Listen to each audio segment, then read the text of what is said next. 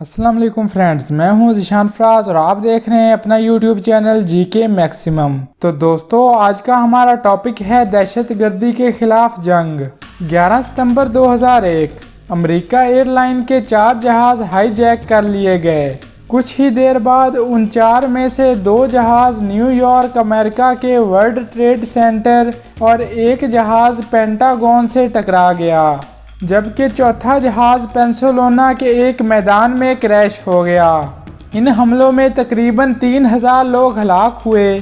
امریکی صدر George Bush نے ان تمام حملوں کی ذمہ داری فوراً نام نہاد مسلمان دہشت گرد تنظیم القاعدہ پر ڈال دی۔ دوستو، یہاں پر ایک بات بتاتا چلوں، 2001 میں دنیا نے پہلی بار القاعدہ کا نام سنا جب امریکہ نے اسے 9/11 کا ذمہ دار قرار دیا۔ اس سے پہلے کوئی اس تنظیم سے واقف نہ تھا۔ امریکہ کا دعویٰ ہے کہ اس دہشت گرد تنظیم میں مسلمان شامل ہیں، جبکہ ان دہشت گرد حملوں کا سب سے بڑا شکار خود مسلمان ہی ہیں۔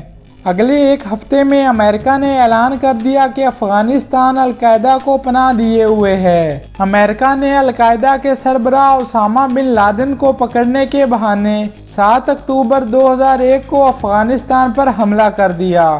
اس امریکی پالیسی کو دہشت گردی کے خلاف جنگ کا نام دیا گیا۔ اس فوج کشی میں برطانیہ نے امریکہ کی مدد کی۔ افغانستان میں فوری طور پر طالبان کی حکومت ہٹا دی گئی۔ اس وقت افغانستان میں 41 ممالک، جن میں کینیڈا اور آسٹریلیا بھی شامل ہیں، کی تقریباً 66,000 فوج موجود ہے۔ القاعدہ کے کیمپوں کی تباہی کے نام پر امریکہ افغانستان کے شہروں اور پہاڑوں پر شدید بمباری اور نہتے شہریوں کے خلاف جدید جنگی ٹیکنالوجی کا استعمال کر رہا ہے۔